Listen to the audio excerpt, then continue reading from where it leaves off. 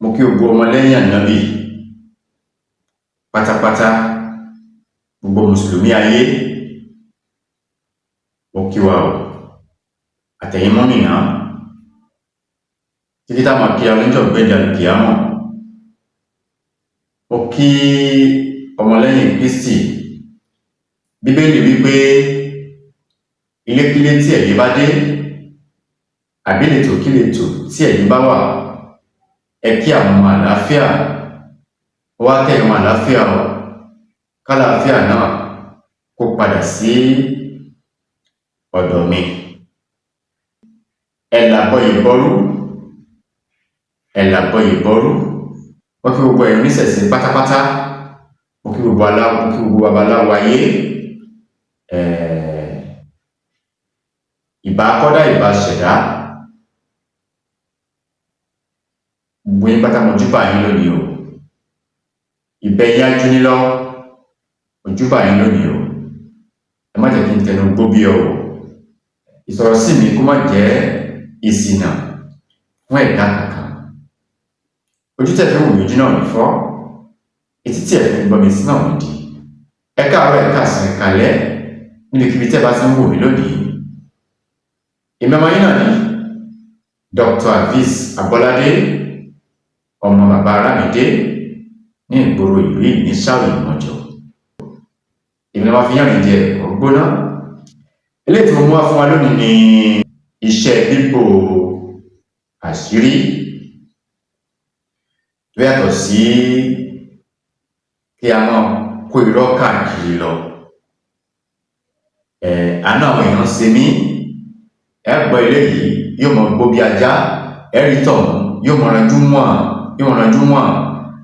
àwọn àlùjọ náà mọ ranjú mọ́ ẹlòmíì sínú dáadáa yìí náà.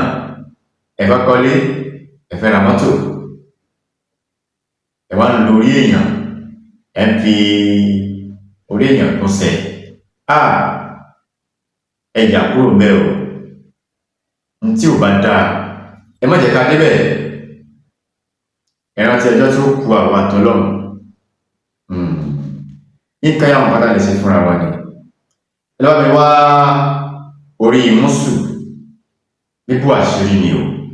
Ẹ bá mi wá orí mùsù, orí èsè. Ẹ bá mi wá orí èsè tó nírun. Ṣé ẹ ti wá orí èsè tí ó nírun?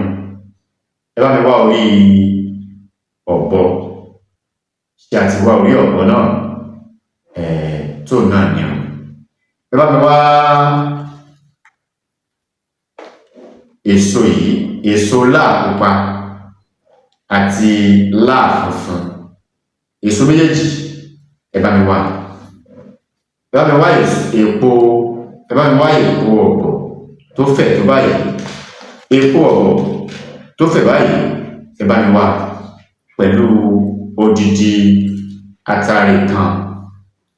Odidi atare tó tóbi dáadáa ẹyọ kan. Ẹ wá ìsasùn tí a fi ń ṣe ìsasùn tí a fi ń jó nǹkan. Ó lè jẹ́ tuntun, ó lè jẹ́ ta ti ń lò tẹ́lẹ̀. Ẹ bá mi fi orí olóńgbò ẹ fi tẹ́lẹ̀, orí ọ̀bọ ẹ fi tẹ́lẹ̀. Ẹ á wá fi èpo ẹtìrí ọ̀bọ̀ á fi bò lórí.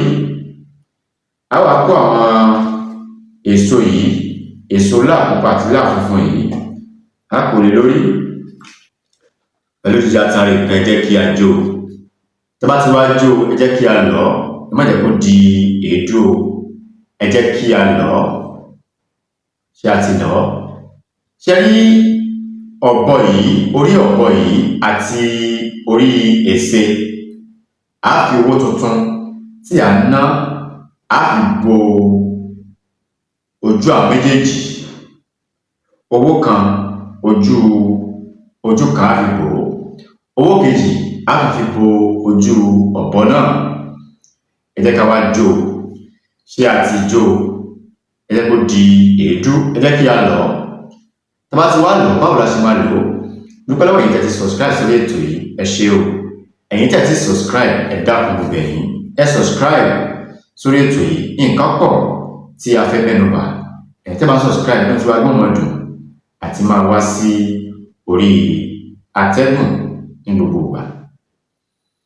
Ẹ jẹ́ kí a jó tá bá ti wá lọ tó kúnná ẹ ká máa da egbò sínú omi ayé, a máa da egbò sínú omi àwọn àlùjànnú la máa da egbò sí, a wá da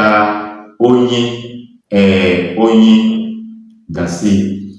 Sẹ́lẹ̀ tí a lọ yìí tá bá ti ń lọ lọ́wọ́ tá bá ti jó tán tá ń lọ a wá fi ṣúgà oníkóró níwọ̀nba sí, a fi ṣúgà oníkóró níwọ̀nba sí. Ẹ jẹ́ ká wá lọ ká máa dà sínú omi ayé nínú omi àwọn àlùjànnú ìyẹn là máa da ẹ̀bùn yìí sí, a wá fi oyin díẹ̀ sí. Ẹ ká máa jí pọ̀ bá ti di àárọ̀ kùtùkùtù ẹ jẹ́ kí a ṣe àdúrà tó bá wù wá sí, àdúrà owó, àdúrà ọlá, ẹ jẹ́ ká ṣe sí ká wá máa lo kíní ìsọ́ọ̀tì kọ̀ọ̀kan ní ojoojúmọ́ bí ó ṣe jẹ́ nìyẹn. Ẹ dákun má gbàgbé láti subscribe sórí ètò yìí, ẹ bá mi share program yìí, ẹ bá mi like kí ẹ comment. Ire o, ó dìwọ̀ bí ọjọ́rọ̀.